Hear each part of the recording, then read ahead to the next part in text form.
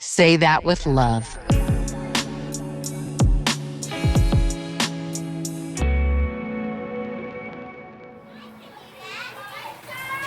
We are crafting a nation where every Black child attends a school that affirms and expands them, where curriculum, standards, pedagogy uplift the Black identity, and educators are not afraid to foster belonging and safety. These teachers depoliticize Black skin, Black joy, Black imagination, bring Black children in from the margins and place their enlightenment in the very center, teaching them to be, and be, baby, be abundantly.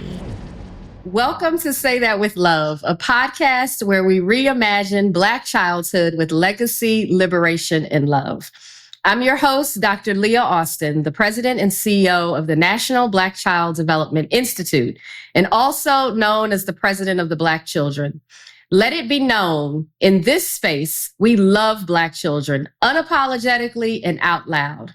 Today, we are exploring what it means for Black children to attend schools that affirm who they are and expand what they can be. Affirmation is not an add-on. It's a foundation for identity, learning, and joy. Expansion is not optional. It is how all children learn their place in this world. I'm joined by Dr. David Johns, CEO of the National Black Justice Collective and a lifelong educator and advocate. From teaching in elementary schools to shaping policy at the White House, Dr. Johns has committed his career to ensuring that Black children are affirmed and supported across a cradle-to-career continuum. He is also widely recognized for his call to action, #TeachTheBabies, which continues to inspire educators and communities across this country.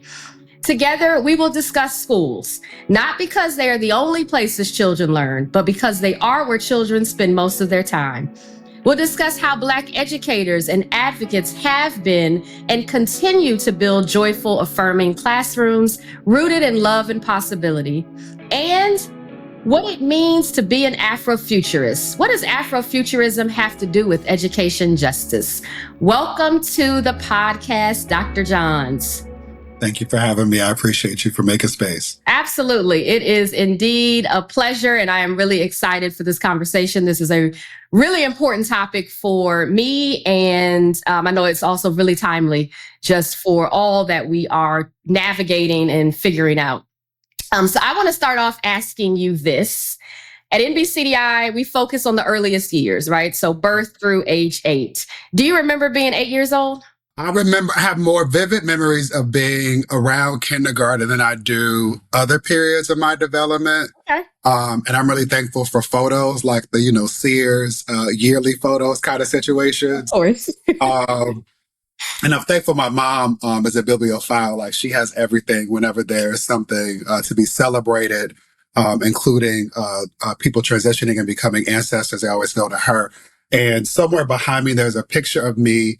I'm told in kindergarten in it would be appropriate for Cowboy Carter, but a Western outfit, complete with a suede vest and hat and matching boots, probably from Oshkosh B'gosh. Of course. And this was for picture day. Okay. And I took this picture standing next to a miniature pony.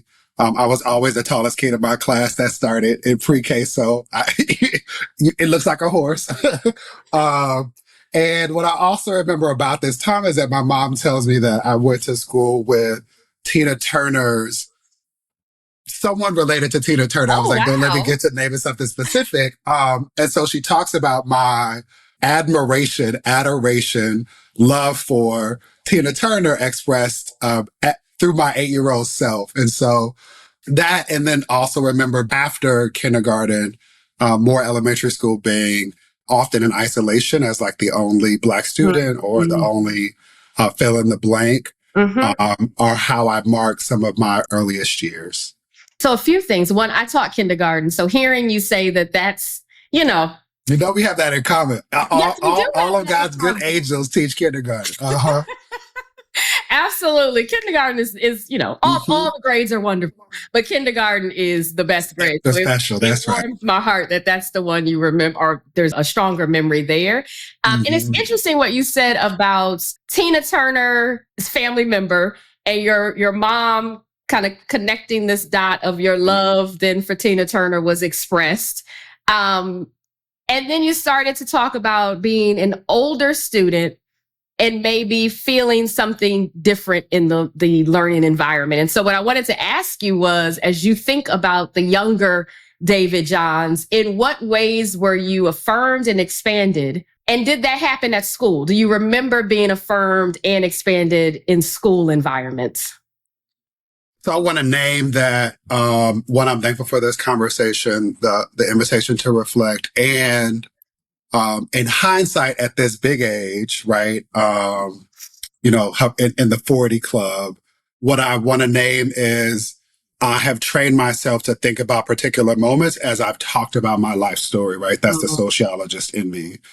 And I want to start from an asset-based perspective while honoring that I, like so many other Black students who have experience with public schools in America in particular, am often wired to remember experiences that would viscerally have me answer that question by saying no, specifically that I was not expanded in the walls of a traditional school, and that is not true. It's a Freeman Rabowski, Dr. Rabowski, former president of UMBC, who I worked with when I was in the White House. Let me be clear, he led the commission appointed by President Obama for the initiative I led, which is also where I'm thankful for deepening my relationship with NBCDI, rest in peace, Barbara Bowman, who was also on that commission. What he would say is, we should not be liberated.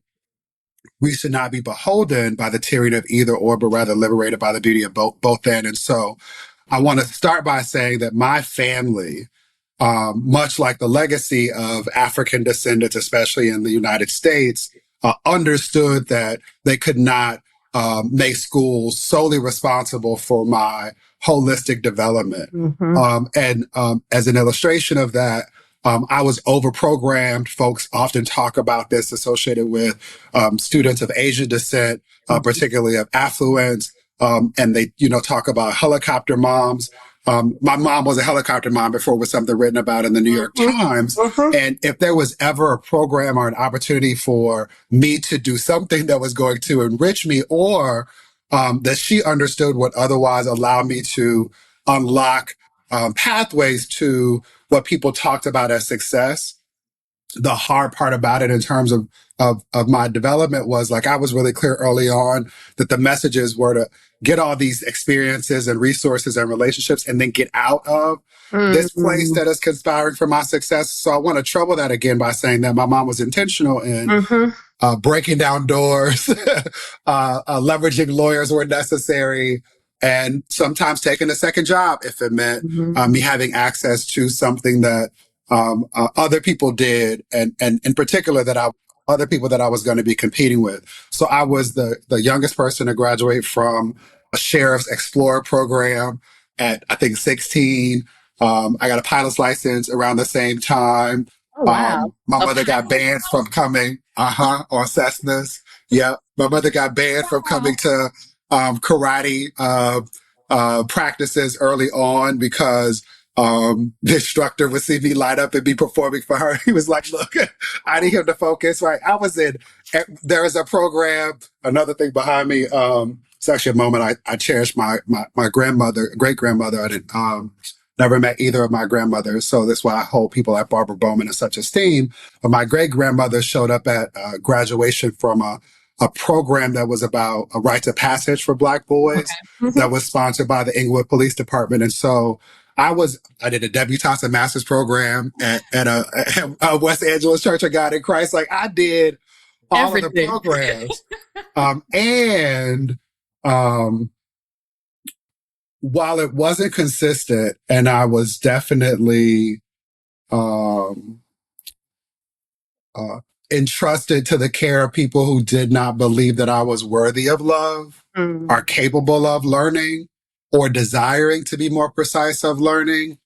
What I hold dear now is that my development is punctuated by Black educators like Mr. Shaw, my fifth grade teacher, the first Black male educator I had, who would push past what other non-Black teachers would term as loquacious or inquisitive, not in the way that it's often used when people are talking about white children and it's a sign of precociousness. But with regard to me, it was a reference or a signal to a frustration that I had all these damn questions, including at this point with Mr. Shaw about chromosomes, right? Like if this X chromosome didn't meet this Y chromosome, like would it not have been me in this iteration? And Mr. Shaw called my mom and asked if he could sit with me after school and help me find answers to some of these questions that I thought were important enough to answer and that other teachers would eschew. In high school, still one of my mentors to this very day, I thank her in my dissertation,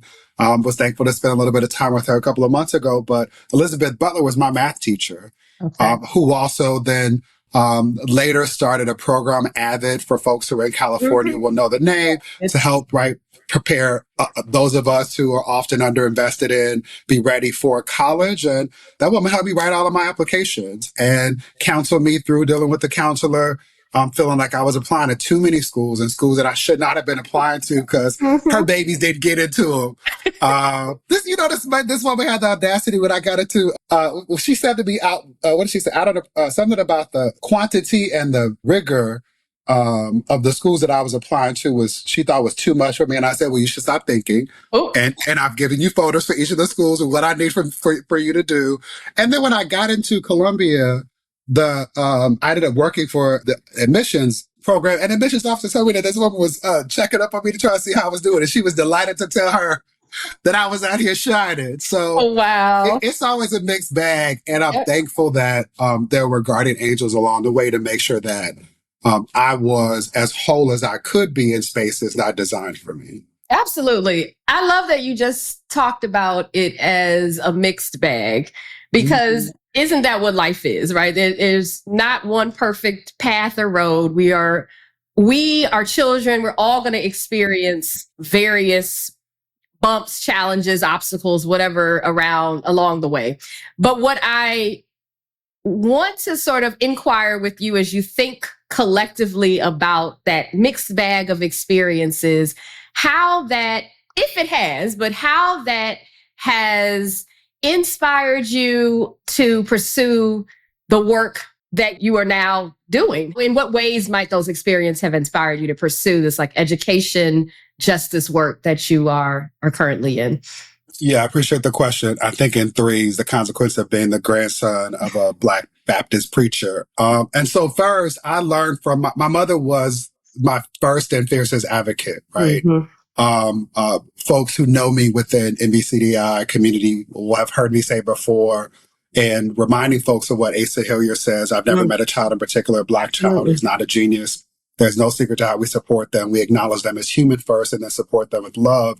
And my mother did that at every opportunity that people had, including skin folk, not kinfolk, who tried to project their failures and disappointments on me, who tried to temper my light or constrain my superpowers. My mother was always there to be like, that ain't it, and here's what we're gonna do to right this wrong.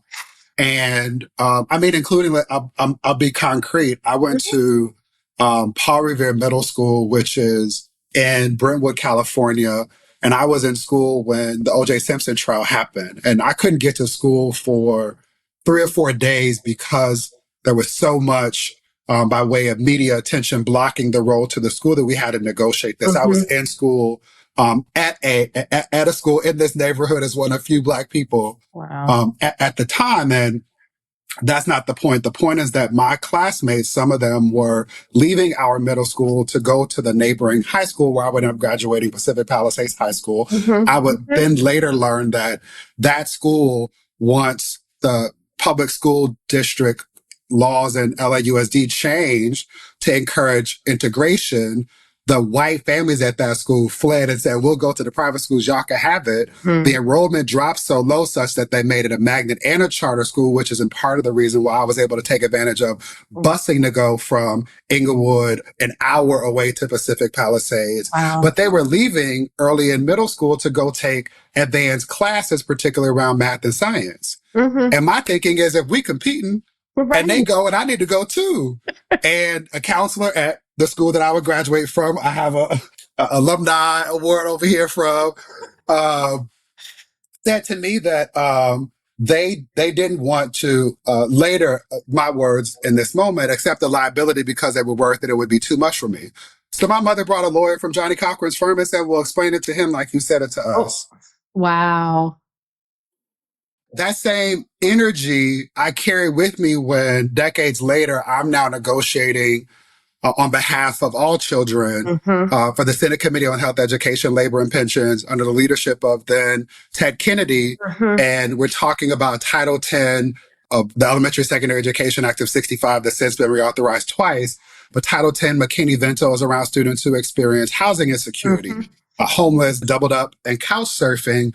And the short of it is that the advocates had brought a powerful ask for us to change a punctuation in a bill, hundreds of thousands of pages, but this was a piece of punctuation, a comma, not a period, that would functionally allow students who had a fee or a fine that was unpaid at a previous school to enroll at another school. So practically, if your parent, one of your parents or your guardian is fleeing domestic violence, they're not worried about you turning in a book that you borrowed. Absolutely. Or imagine the 320,000 Black women who've lost their jobs in the last 4 months. If you were one of their households, you might not be concerned about paying back a lunch fine when you should be getting free food at lunch at a public school anyway. And so I walk into the negotiation and I am one of probably 2 Black men in the entire staff, Republican and Democrat combined. And the Help Committee, for those that don't know, Health, Education, Labor, and Pensions sees nearly 40% of the legislation introduced in any given Congress. Like, work goes through there that touches everything from pensions for retirees to child care and adoption policies to Head Start and everything in between, student loans and everything in between. And Will Jawando and I were the only 2 Black men in the Senate. Simone, there were a couple Black women, but overwhelmingly we weren't in the majority, which is still the case to this day.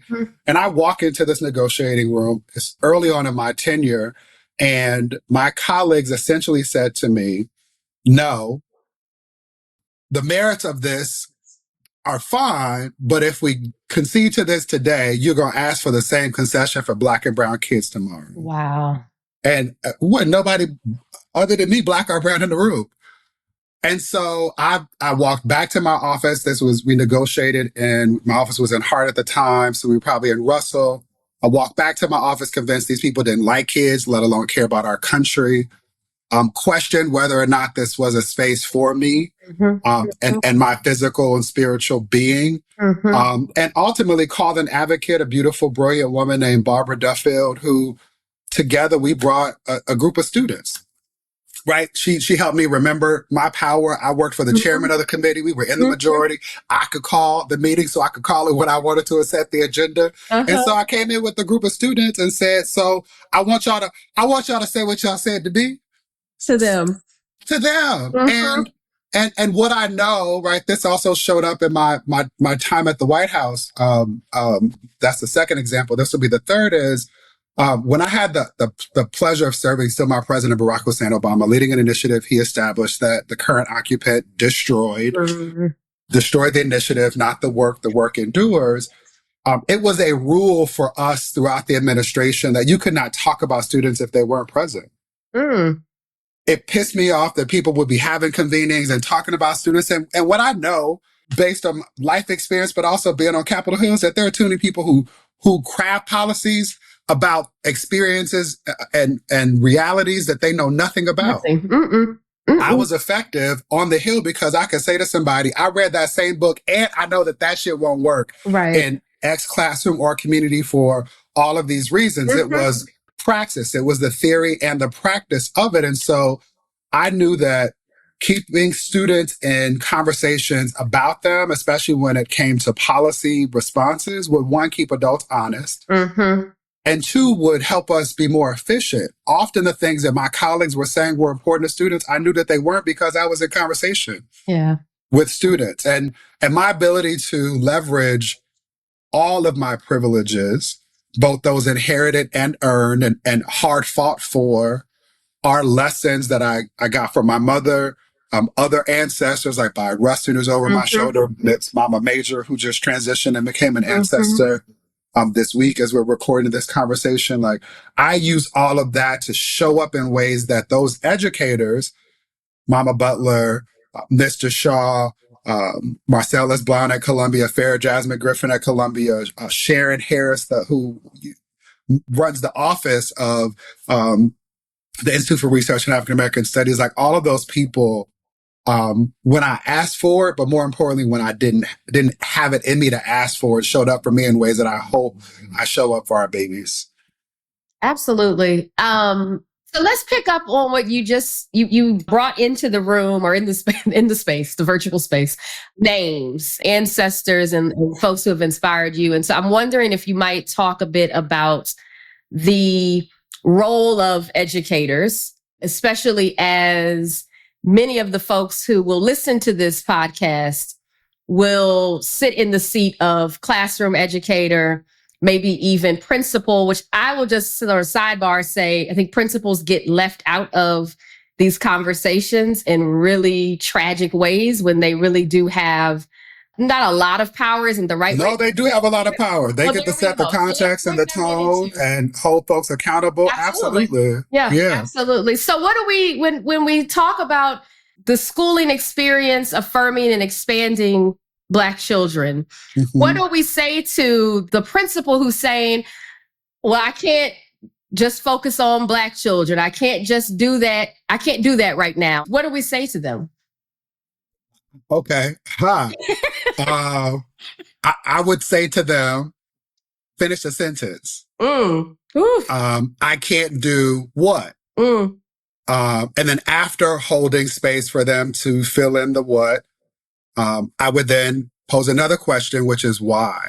And I want to be clear that before prescribing, recommending, or requesting or offering a beseechment around everything I know to be true, which is that we have an obligation to teach the babies, those of us especially who accept jobs to show up in spaces that kids are forced to move through because their parents make choices or because policy leaders, I'm using that term loosely in this moment, make decisions for them.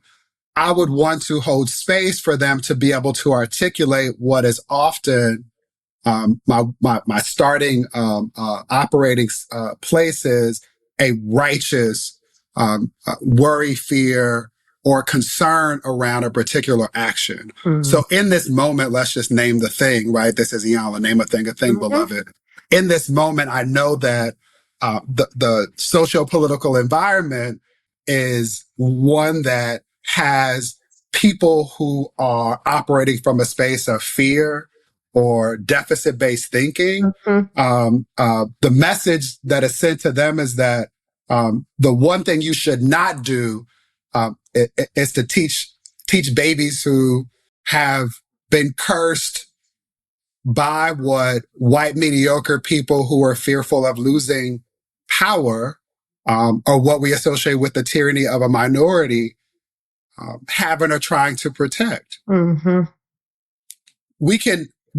can name that and allow folks to talk about their own personal concerns, loss of income, status, mortgage, got one, right? Like that part of it, I can hold space for Moms for Liberty, an organization of folks who are often not mothers of kids in public schools, and they definitely don't care about liberty. Just read what they actually say about themselves. Or any other combination of things, especially connected to folks in positions of leadership. I named the 320,000 has probably increased since that I absorbed that number. And for folks in leadership, particularly in school spaces, the mediocre folks who are concerned with hoarding power understand what Bell Hooks said, which is that schools are required to remake social order. She was talking about John Dewey. Mm-hmm. And it's for all of those reasons that you should do your damn job. Mm-hmm. There is no way to depoliticize any of this. Mm-hmm. Teaching generally and teaching Black babies in this country specifically is a liberatory act. Right. It's what Jarvis Stewart would talk about as a fugitive pedagogy, ensuring that our babies have everything they need to be happy, healthy, and whole, to understand that freedom is not only a goal, but a birthright. And if you, beloved, cannot understand the obligation that we as educators have to do the difficult work of ensuring that children who have skin that's been kissed by the sun or who are otherwise affected by social conditions that they didn't consent to, if you can't get past that to do your job, my request would be to simply choose another profession. I laugh because I feel that so deeply. It's like, if you can't do it, if you don't love, my question is always, what would you do? What do you do for the people you love? If that is not the same attitude that you bring. Yeah, but you know what, Leah? Yes. And what I know, one of the things that we focus on at MBJC right now in this moment is mental health and well-being.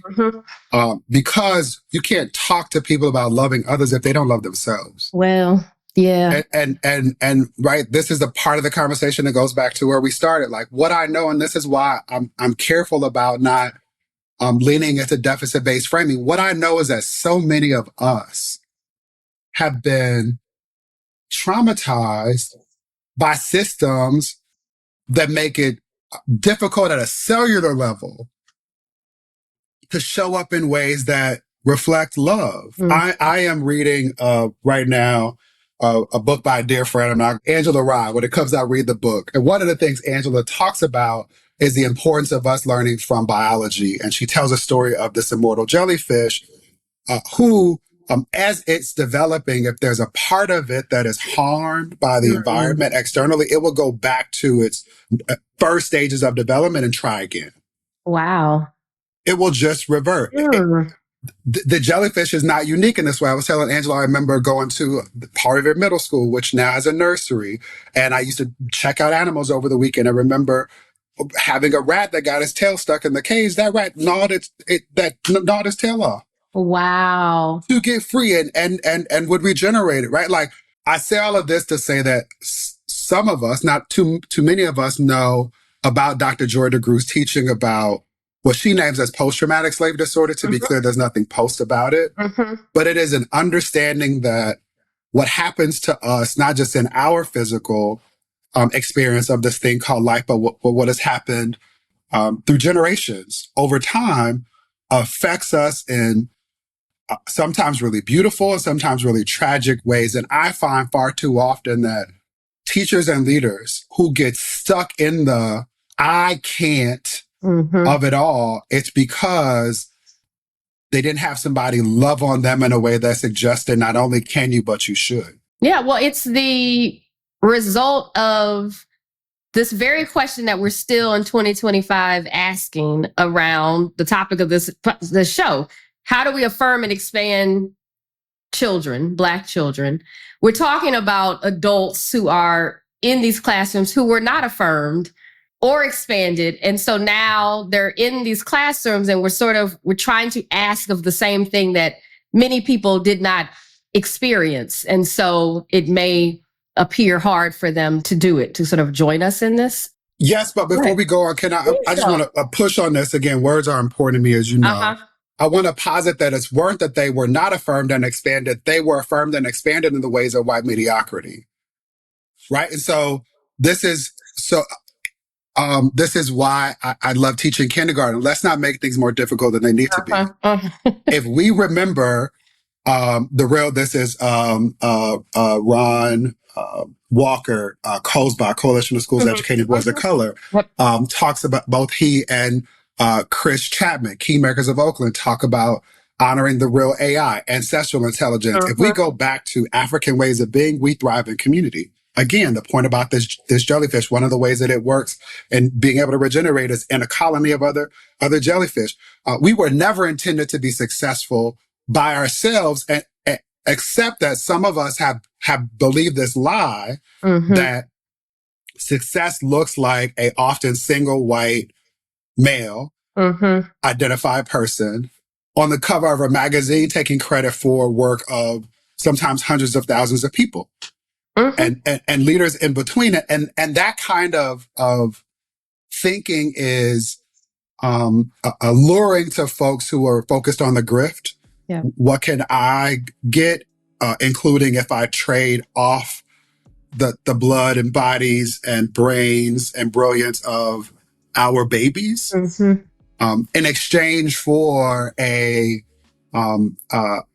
ancestral spiritual knowing that we get further faster together. And what Fannie Lou Hamer said that I understand to be true is that none of us are free unless and until all of us are free. As I listen to Dr. Johns, I'm reminded that schools are not only places of instruction, they are mirrors of identity. When Black children are affirmed, they do more than learn, they thrive. When they are unseen or adultified, the harm reaches far beyond academics, cutting into their sense of self and possibility. This is why affirming schools matter.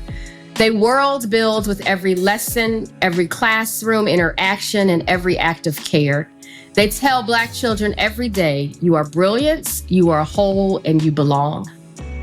So let me ask this, because schools are not designed that way. Traditional public schools generally, yes. Let's make the correction there. Traditional public schools in the United States are not designed that way. They were never designed that way or with that intention. There is no communal learning experience in a classroom. Can this happen in U.S. public schools? And when I say U.S. public, I would even put charter schools in the mix as well. Can we affirm and expand the experience, the curiosity, the brilliance of Black children in the environments and the spaces that we currently have? Or is there a redesign that needs to happen? The answer is yes, but I want to be clear in Brian Stevenson's systems work exactly as designed. We know, this goes back to the example I just offered, we know that schools can be effective at certain things. Traditional public schools in the U.S. have proven to be effective at selecting and sorting students and finding ways to reward students who excel and generally perform at the top between 1% and 15% of their class, depending on how large that class is or where they exist, whether that's a major metropolitan space, small, rural, or isolated community.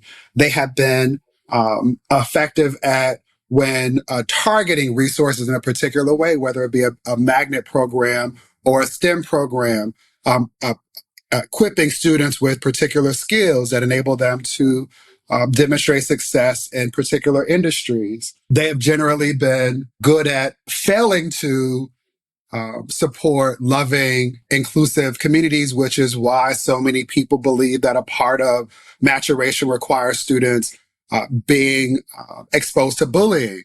And the violence that we sometimes accept as students being students. But again, this is all learned behavior. I'm saying this to say that there are things that schools generally are good at. And before I, again, not leading into the space of deficit-based thinking, we also know that when Black folks have had both the freedom and at times the funding, but often when they didn't have the funding, they have figured out ways to make schools places where our babies get everything they need to be happy, healthy, and whole. And so I was looking up because I wanted to make sure that I quoted his name. But if we think about in the 1800s, there was a freedom school that floated on the Mississippi River, right? And this was because John Barry Meacham and Mary Meacham were the two Black educators who understood Asa Hilliard's teaching. And when Missouri outlawed teaching Black folks, they had the ingenuity to build a school on a boat and put the boat in waters where you got to deal with not state laws, but maritime laws, and taught the babies there. Wow. that to me is no different than I imagine the ways that we learned before the introduction of transatlantic and transpacific enslavement, the disruption of colonized teaching of indigenous students throughout their country, their America that some of us have inherited and been forced upon. We know that that's true, and we know that before Brown versus Board of Education, the first case, that there were genius teachers who, again, without resources, sometimes under damn trees, found ways to give IEPs before that was a requirement. And to go back to our previous discussion about my frustrations with adults who abdicate power, who fail to appreciate how powerful they are and the ability to shift policy and practice. It's this, I won't say inability, because the thing about kindergarten is you appreciate how powerful kids' imaginations are. So I'll say that it is the result of systems robbing, suffocating, and stealing our ability to recall these histories. In this moment, it's a result of people like the failed history teacher turned governor of Florida, Ronald DeSantis, passing policies to make it difficult because, again, they haven't passed laws to outlaw the teaching of anything, but often, too often, the introduction of intentionally vague laws is enough to have people say, I'm not going to teach anything because I don't want any of the smoke. But it is our unwillingness often to confront the crisis of the moment, which is almost always rooted in a desire for mediocre people to hoard power. That part of the work to me is easiest, and it is often the most frustrating because I don't understand why we choose to dwell in the space of powerlessness rather than simply doing that work and then shifting such that we can talk about what it's like when Black kids can imagine having cars that drive themselves, or getting to our version of whatever the Titanic is, or actually getting people to the moon, rather than being consumed with how to get systems to stop killing us. So building on that, because you know this, that at NBCDI, we are very seriously applying Afrofuturism to everything that we do, all that we are. I wonder if you would kind of go into the Afrofuturist seat with me, which we've done pretty much through the entirety of this conversation. But I want to lean into maybe the futurist part and ask you to design a little bit with us. What does and I'm going to say school, but that may not be it. What does it look like? What design the sort of future with us of experiences, spaces? What does it look like to affirm and expand Black children? It sounds like a place where Black children are able to hear the words of griots like James Baldwin and Maya Angelou and Nikki Giovanni and Marsha P. Johnson, where policies are crafted and practices are informed by the policies that shape the schools of the Black Panthers.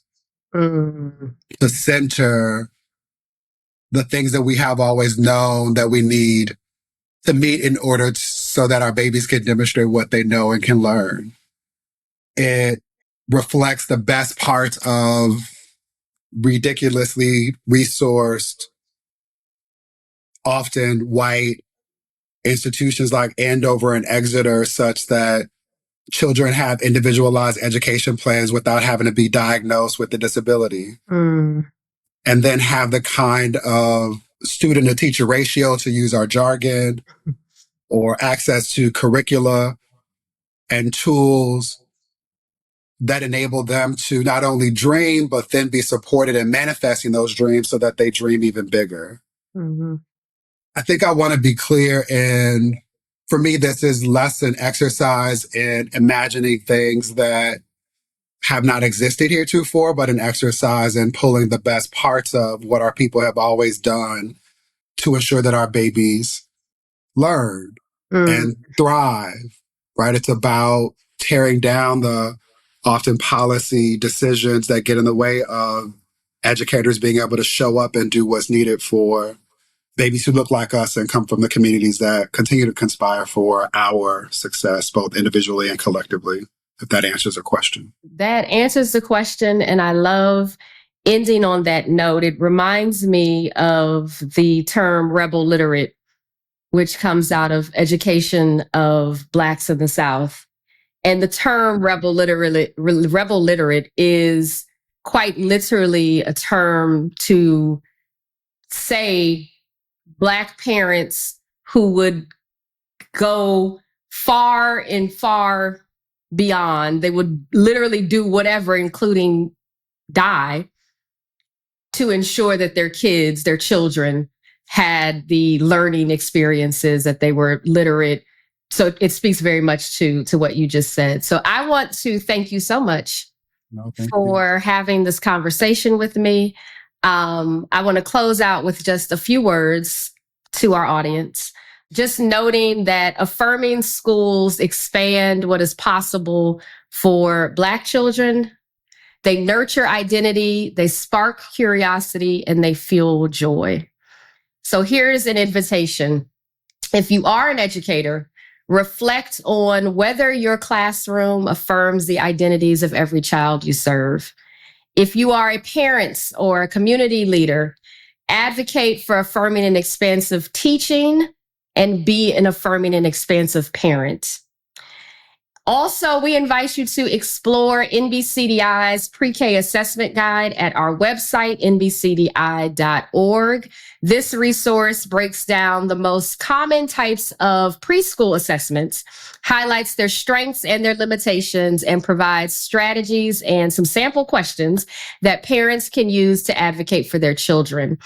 And while it's focused on pre-K, I will say that it's a resource that can be used across at least the elementary school years. Also read our paper on Afrofuturism and systems change, which can also be found at our website. Affirmation is love in action, and every Black child deserves to be seen, valued, and expanded. Thank you to our guest, Dr. David Johns, for his insight and leadership. Say That with Love is a podcast from the National Black Child Development Institute. This episode was created with our ABF creative production team and our partners, and with love for the communities that inspire this work. And to Black children everywhere, we love you unapologetically and out loud. I'm Dr. Leah Austin. Thank you for listening.